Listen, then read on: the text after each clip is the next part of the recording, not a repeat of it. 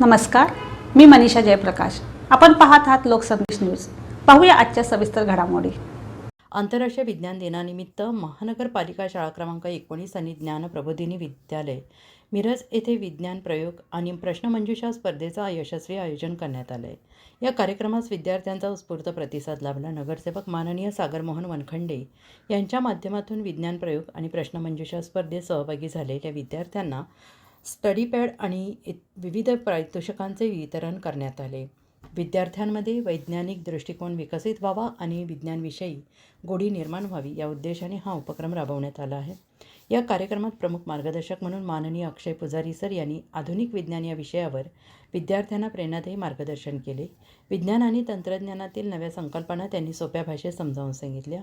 या संपूर्ण कार्यक्रमाच्या यशस्वी आयोजनासाठी शाळेतील सर्व शिक्षकांनी खूप मोलाचे योगदान दिले. विद्यार्थ्यांना मार्गदर्शन करणे, स्पर्धेची तयारी करून घेणे आणि कार्यक्रमाची अंमलबजावणी सुरळीत पार पाडण्यासाठी शिक्षकांनी विशेष परिश्रम घेतले.